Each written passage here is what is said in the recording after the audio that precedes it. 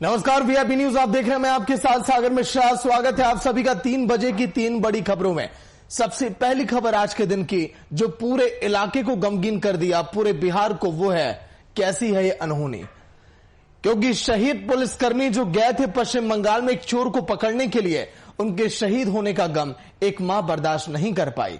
वो मां उस दुख को, उस दर्द को झेल नहीं पाई और वो भी इस दुनिया को अलविदा कह गई।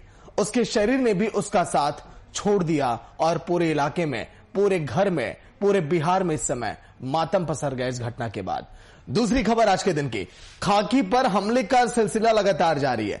किशनगंज की पुलिस गई थी जहां पर शराब तस्करों का बोलबाला है, उनको मना करने के लिए, समझाने के लिए, उनको गिरफ्तार करने के लिए, लेकिन एक बार फिर से हमला किया गया। कुछ दिन पहले आपको सीतामढ़ी की घटना तो याद ही होगी, जहां पर एक दरोगा की हत्या कर दी गई थी। फिर उसके बाद एक बार फिर से इस तरह की घटना ने बिहार की पोल खोलकर रख दी। तीसरी खबर आज के दिन की, कोरोना विस्फोट लगातार जारी। पिछले 24 घंटों में झारखंड में 2373 मामले, यह आंकड़े अभी तक के लगातार आने वाले मामलों में सबसे अधिक है। और कोरोना विस्फोट भी लगातार हर दिन आए रोज किसी एक जगहों से सामने आता है झारखंड के अंदर। इसीलिए इस पर ब्रेक लगाना बहुत जरूरी। इन 3 बड़ी खबरों पर हम डालेंगे नजर और करेंगे विस्तार से चर्चा, लेकिन पहले देखिए आज की बड़ी सुर्खियां। किशनगंज शहीद दारोगा के साथ उठी मां उर्मिला देवी की भी अर्थी। बेटे की शहादत के शोक में हुआ दारोगा की मां का निधन, पूरे इलाके में गमगीन माहौल। कटिहार में शराब माफियाओं ने किया पुलिस की टीम पर हमला। हमले में महिला पुलिसकर्मी सहित कई पुलिस वाले घायल, 17 लोगों पर नामजद, 15 के खिलाफ एफआईआर दर्ज। बिहार में बढ़ते कोरोना के संकट के बीच 17 अप्रैल को सर्वदलीय बैठक, राज्यपाल फागू चौहान की अध्यक्षता में होगी बैठक। बैठक में बड़ा फैसला ले सकती है नीतीश कुमार की सरकार। झारखंड में बढ़ता कोरोना का प्रकोप, बीते 24 घंटों में सामने आया 2373 मामले, 17 लोगों की मौत, 12293 पहुंची एक्टिव केसों की संख्या। तेरे लिए 100 दर्द सहे, महफूज रहे तेरी आन सदा, चाहे जान मेरी ये रहे ना रहे। मेरी ज़मीं महबूब मेरी, मेरी नस नस में तेरा इश्क बहे, फीका ना पड़े कभी रंग तेरा, जिस्मों से निकल के खून कहे।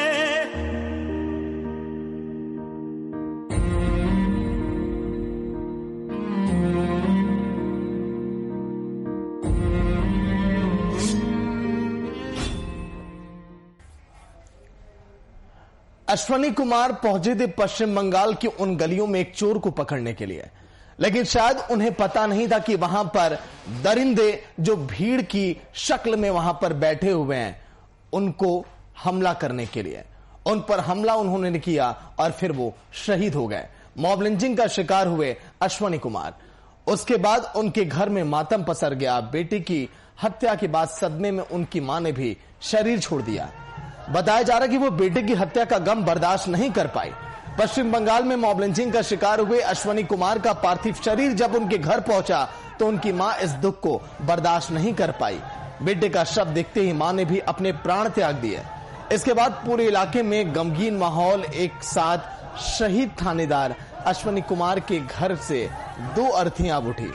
किशनगंज के टाउन थानाध्यक्ष अश्वनी कुमार की हत्या से परिजनों में काफी आक्रोश है, उबाल है, लेकिन हम तो इसे शहीद कहेंगे।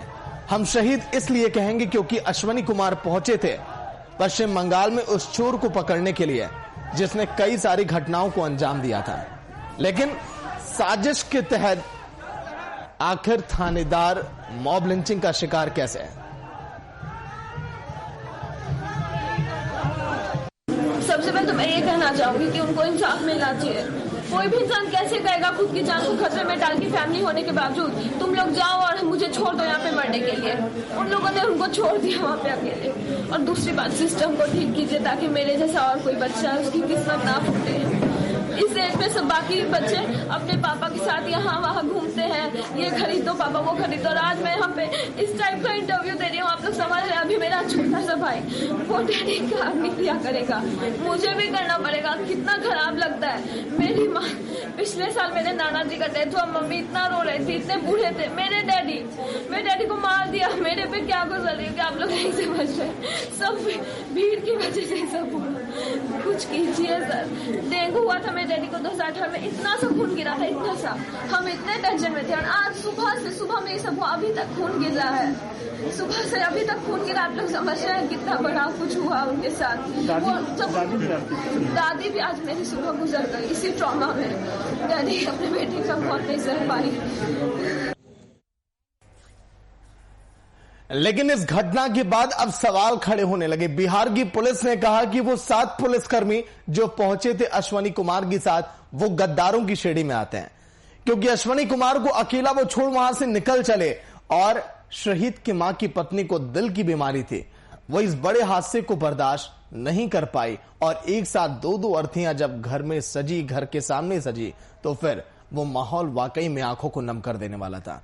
कुमार गौतम आज के दिन लाइव जुड़े हैं, जो पूरी घटना को बहुत करीब से देखे, एक एक बारीकियां, एक एक कड़ियां उन्होंने समझी हैं। कुमार गौतम।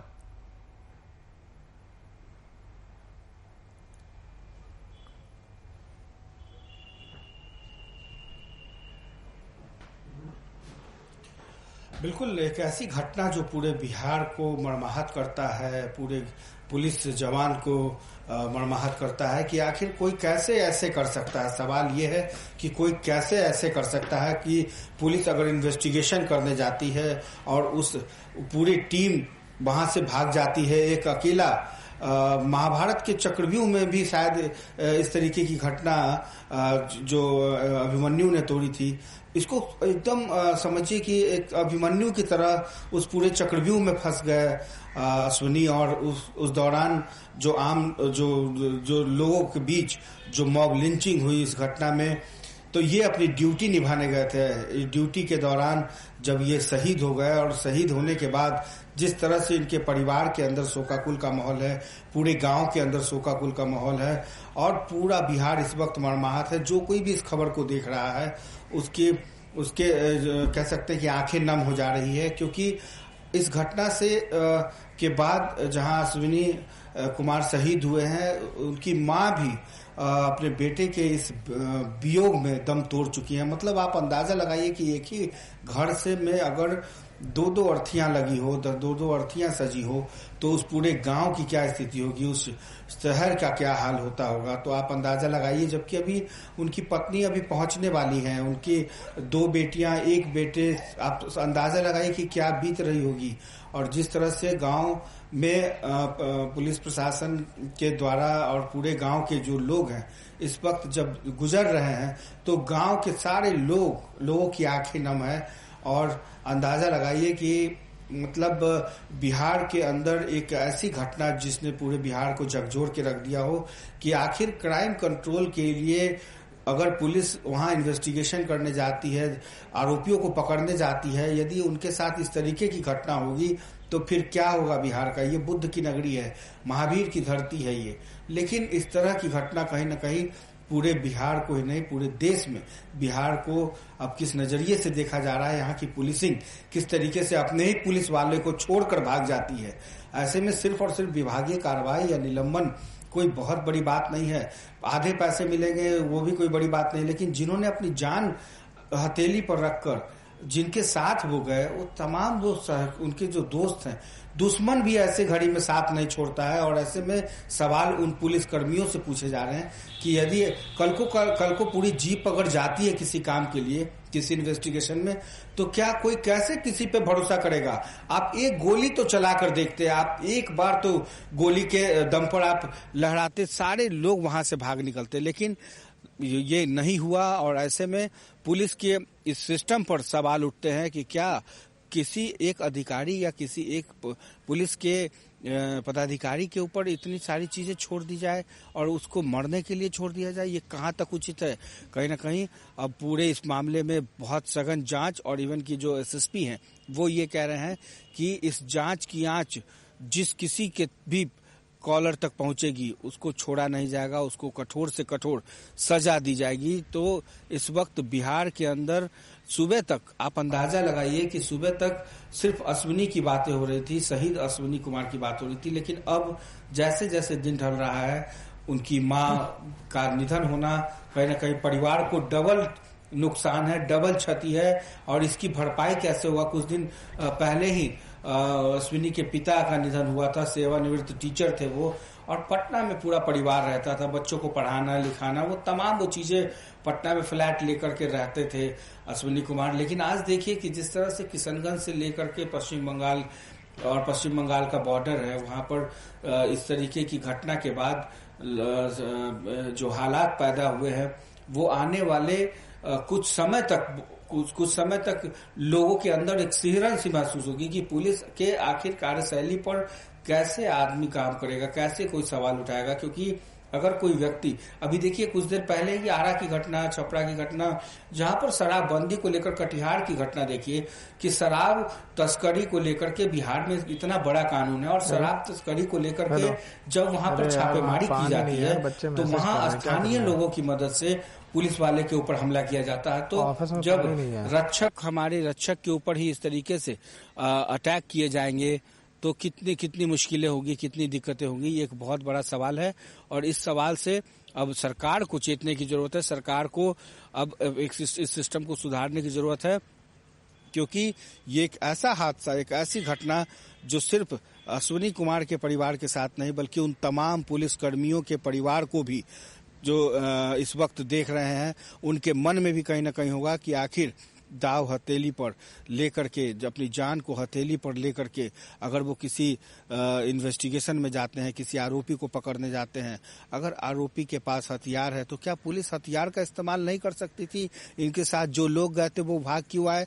एक भी व्यक्ति, एक भी पुलिसकर्मी यदि इनके साथ खड़ा होता तो आज परिस्थितियां बदल जाती। आज अश्विनी की हालत ये शहीद के दर्जे के रूप में नहीं होती, आज वो निर्भय होकर, निडर होकर जंग को जीत करके लौटते। लेकिन एक बहुत बड़ा सवाल है, और इस सवाल के साथ कहीं ना कहीं अब साजिश की भी गंध आ रही है कि आखिर क्या वजह थी कि वहां पर इस तरीके की मॉब लिंचिंग जैसी स्थितियां पैदा हुई। तो कहीं ना कहीं अश्विनी कुमार बेफिक्र होकर गए थे, उन्हें इस बात का, उनका जो पुराना काम करने का जो अंदाज था, जो अनुभव था, वो ये बता रहा था कि कहीं ना कहीं जो इतने अनुभवी अधिकारी के साथ, थाना प्रभारी के साथ अगर इस तरीके की घटना होगी तो कहीं ना कहीं अब बिहार की पुलिसिंग को अब आगे सोचने और समझने की जरूरत है। जी। लेकिन गौतम, वो जो तमाम पुलिसकर्मी गए थे अश्विनी के साथ, जो छोड़कर उनको बीच रास्ते में चले और फिर उसके बाद भीड़ वहां पर बेकाबू हुई और उन पर टूट पड़ी, उन पुलिसकर्मियों को निलंबित तो किया गया, लेकिन ऐसे पुलिसकर्मियों पर एक कार्रवाई भी की जानी चाहिए, क्योंकि आने वाले समय में, ताकि पुलिसकर्मी ये समझे कि क्या होता है अपने एक साथी को भीड़ में छोड़कर चलाना और फिर उन पर हमला किया जा रहा है। गौतम।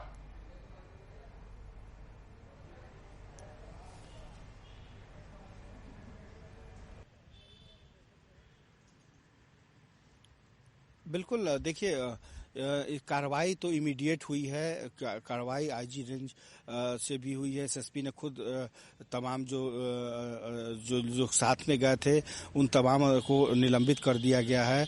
तो कहीं ना कहीं निलंबन के बाद भी अब एक जो जांच बैठी है, उस जांच के मुताबिक अगर इस जांच में जिस तरह से पूरी चीजें पारदर्शिता के तौर पे होती है तो इन तमाम लोगों पर कठोर से कठोर कार्रवाई की बात की गई है। अब देखना दिलचस्प होगा इसमें कि आखिर इस पूरी रणनीति में कहीं कोई साजिश या कोई और बात तो नहीं है। लेकिन इतना जरूर है कि यदि इनके जो सहयोगी पुलिसकर्मी जो इनके खुद के थाने के थे, अगर वो वहां पर मौजूद होते, अगर उन्होंने अपने हथियार का इस्तेमाल किया होता, इन्होंने अपने खुद के सर्विस रिवॉल्वर का इस्तेमाल किया होता, तो शायद आज अश्विनी के साथ ये घटना नहीं घटती। आज जो लोग उनके साथ गए थे वो, उनकी जान भले ही बच गई हो, लेकिन वो नजर नहीं मिला सकते हैं कहीं भी, क्योंकि वो एक तरीके से अपने ही दोस्त, अपने ही सहयोगी बड़े पदाधिकारी के पीठ पर खंजर भोंकने के बराबर है, जिन्होंने ऐसी घड़ी में उनका साथ नहीं दिया, उनको अकेले छोड़ दिया और मॉब लिंचिंग के डर से जब पुलिस ही भागने लगेगी तो अंदाजा लगाइए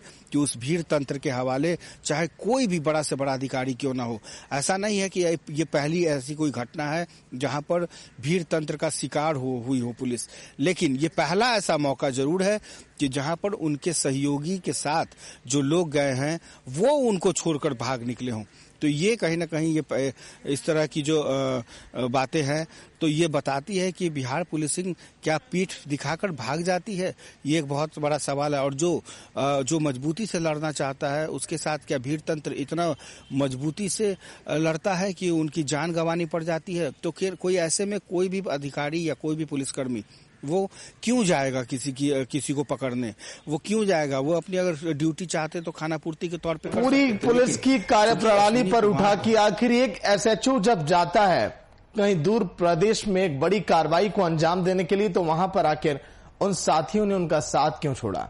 शायद अगर वो रहते तो आज के दिन अश्वनी कुमार हमारे बीच होते, लेकिन अफसोस एक बड़ी लापरवाही देखी गई उन तमाम पुलिसकर्मियों की। बहुत बहुत शुक्रिया गौतम पूरी जानकारी के लिए।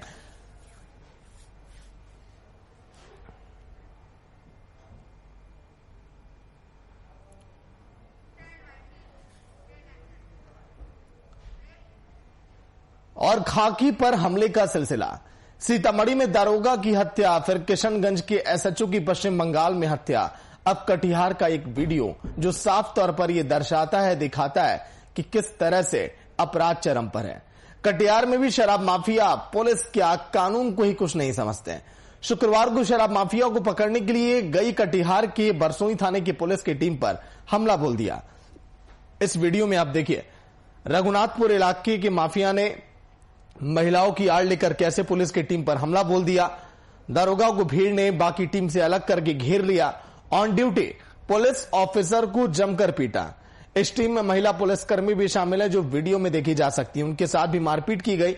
इस दौरान पुलिस के कब्जे में आए शराबियों को भी छुड़ा लिया गया। पुलिस ने पूरे मामले में मामला दर्ज किया। 17 नामजद और 15 अज्ञात लोगों के खिलाफ एफआईआर दर्ज की, जबकि एक महिला और एक पुरुष को गिरफ्तार भी कर लिया गया। देखिए क्या हौसले बुलंद हैं शराब माफियाओं के। महिलाओं की आड़ में जब इन्होंने शुरू किया खाकी पर हमला करना तो ये रुके नहीं, थमे नहीं। जमकर मारपीट, कुछ पुलिसकर्मी वहां पर घायल।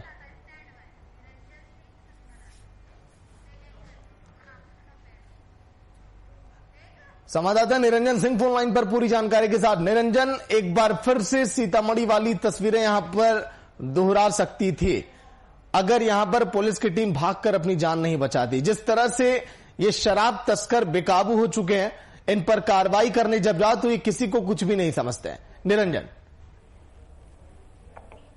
आए दिन इस तरह की घटना आम हो रही है। पुलिस वालों को ही टारगेट बनाया जा रहा है। बीते दिनों किशनगंज में भी इसी तरह का कुछ हाल हुआ और आप सीतामढ़ी की बात कर रहे हैं, सीतामढ़ी में भी ऐसा ही देखने को मिला है। यहाँ का मामला बारसोई थाना का है और पुलिस से तो सूचना मिली थी कि शराबी वहां पे उत्पात मचा रहे थे और उसी को पकड़ने के लिए पुलिस वहां गई थी, लेकिन परिवार वालों और गांव वालों ने मिलकर लाठी डंडे से पुलिस के साथ मारपीट करना शुरू कर दिया। किसी तरह पुलिस वहां से जान बचा के निकली और मामले में कई नामजद अभियुक्त हुए हैं। इसमें 2 लोगों की गिरफ्तारी भी हुई है, जिसमें एक महिला और एक पुरुष भी है।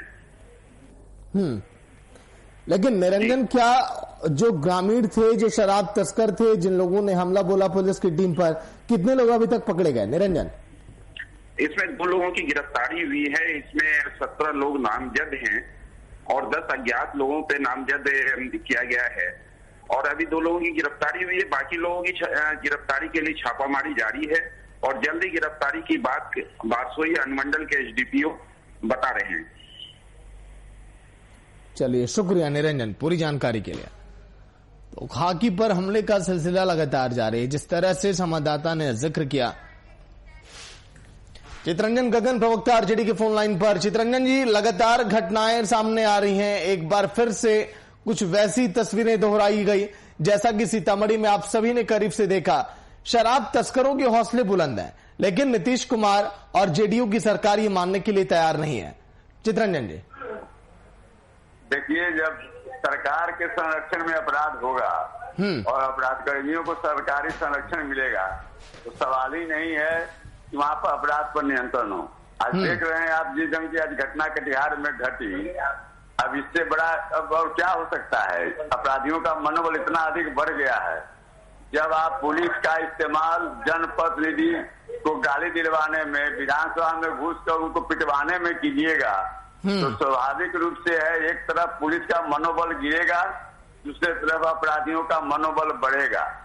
जी, अब नीतीश कुमार नहीं स्वीकार रहे हैं तो अब सारी दुनिया देख रही है क्या स्थिति बिहार में है। और अब विश्वास अगर नैतिकता है तो उनको इस्तीफा दे देना चाहिए, क्योंकि मुख्यमंत्री नहीं गृह मंत्री भी वे हैं। लेकिन चितरंजन जी, सवाल यह है कि लगातार इस तरह की घटनाएं क्या ये अपराध को दर्शाती हैं या फिर ये शराबबंदी का ये गुस्सा अपराधियों में? देखिए, इसमें कई कारण है। शराब का जो अवैध व्यापार हो रहा है सत्ता के संरक्षण में हो रहा है। विपक्ष का बराबर यह माने आरोप लगाते रहा है विपक्ष, नेता प्रतिपक्ष तेजस्वी यादव भी कह चुके हैं। जब मंत्री खुद जो है तो इस व्यवसाय में शामिल है, मामला पकड़ा गया, उसके बावजूद भी उस पर आप कार्रवाई नहीं कर रहे हैं। आपके सरकार में मंत्री बनाए हुए हैं, उसके मकान से जो है तो ट्रक के ट्रक शराब पकड़ाता है। तो सवाल है कि जब यह स्थिति रहेगी तो उस पर कैसे आप अपराधियों पर नियंत्रण स्थापित कीजिए। इसलिए वह भी है और पूर्ण रूप से इनके नियंत्रण से बाहर जा चुकी है स्थिति, नीतीश जी के नियंत्रण से, और अब भगवान मालिक हैं बिहार के। तो चितरंजन जी, मतलब कि फाइनली मैं ये जानना चाहता हूं कि कैसे इन तमाम घटनाओं से, इन तस्वीरों से निजात मिलेगी बिहार वासियों को? निजात का एकमात्र उपाय है कि नीतीश कुमार इस्तीफा दे दें। अब जो है तो यह इनका इकबाल खत्म हो चुका है, जनता का विश्वास भी खो चुके हैं, इसलिए इसके में आत्मबल भी नहीं है। अब दूसरा कोई विकल्प यहाँ पर नहीं बचता है बिहार। चलिए, शुक्रिया पूरी बातचीत के लिए वीआईपी न्यूज में। तो बेखौफ शराब माफिया, लगातार हो रही घटनाएं, हमले ये दर्शाती हैं कि हां, अपराधियों में अब खौफ नहीं है। पुलिस का, शासन का, सरकार के उन कड़े कदमों का कोई असर इन पर नहीं पड़ने वाला।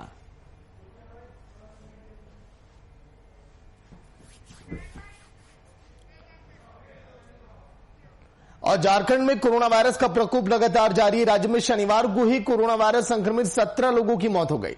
सबसे ज्यादा 5 मौतें रांची में हुई। इसके बाद सरकार की चिंताएं बढ़ गई। पूरे राज्य में संक्रमण की रफ्तार तेज होने की खबरें आ रही हैं। सरकार ने कोरोना गाइडलाइंस के सख्ती से पालन किए जाने को लेकर निर्देश भी दिए और राज्य में बीते 24 घंटों के अंदर कुल 2373 मरीज मिले। शनिवार को रांची में 904, पूर्वी सिंहभूम में 303, धनबाद में 148, हजारीबाग में 167, कोडरमा में 76, बोकारो में 67, रामगढ़ और गुमला में 51 कोरोना के संक्रमित मिले। अब तक राज्य में 1,37,088 कोरोना के संक्रमित मरीज अब मिल चुके हैं। एक्टिव केस की संख्या 12,293 और झारखंड में कोरोना की रफ्तार काफी तेज।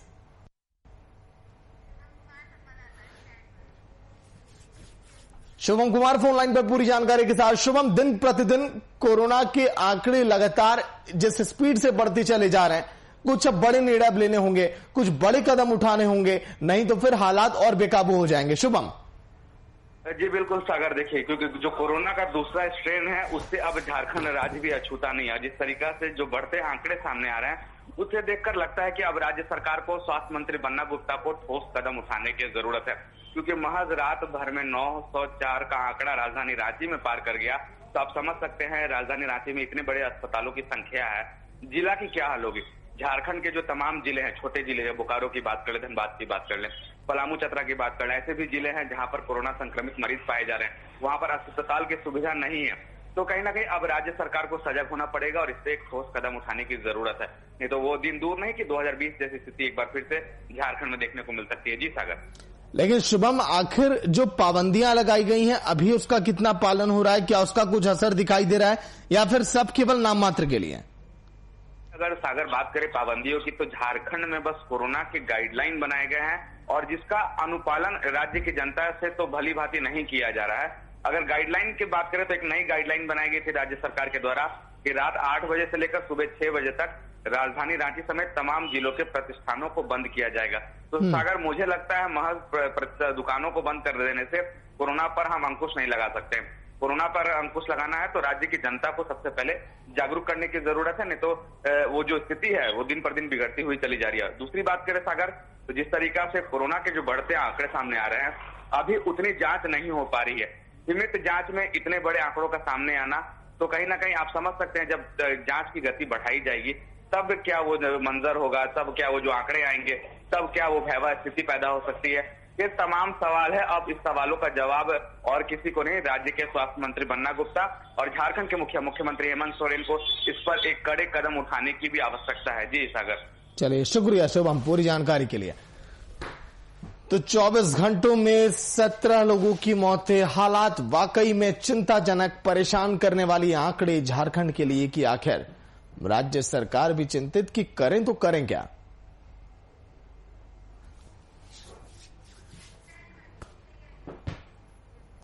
तो चलिए जल्दी से, जिन लोगों ने आज के दिन अपना टीवी सेट देर से ऑन किया, आज के दिन की 3 बड़ी खबरें जो सुर्खियों में सबसे पहली खबर, कैसी है या अनहोनी। एक घटना ने पूरे बिहार को झकझोर कर रख दिया। पश्चिम बंगाल पहुंचे थे अश्वनी कुमार अपनी टीम के साथ एक चोर को गिरफ्तार करने के लिए, उस पर काबू पाने के लिए, लेकिन वहां पर भीड़ ने उन पर हमला बोला और वो मॉब लिंचिंग के शिकार हो गए और वो शहीद हो गए। दूसरी खबर आज के दिन की, खाकी पर हमले का सिलसिला लगातार जारी। आज के दिन एक बार फिर से तस्वीरें देखी गई किशनगंज में, जहां पर जब पुलिस की टीम पहुंची शराब तस्करों पर लगाम लगाने के लिए, उनको पकड़ने के लिए, तो वहां पर एसएचओ पर, दारोगा पर, पुलिस की टीम पर वहां पर हमला किया गया और वहां से भागकर अपनी जान बचाई। हालांकि अब कार्रवाई जारी है। तीसरी खबर आज के दिन की झारखंड के कोरोना से जुड़ी है। 2373 मामले, हालात चिंताजनक और परेशान करने वाले। लगातार सरकार भी और वीआईपी न्यूज भी अपनी जिम्मेदारी निभा रहा है कि आप सचेत रहिए, सावधान आप रहिए, गाइडलाइनों को आप समझिए, प्रोटोकॉल का पालन करिए, क्योंकि जिंदगी है तो फिर बचाव यहां पर करना बहुत जरूरी है। फिलहाल इतना ही, देखते रहिए वीआईपी न्यूज। नमस्कार।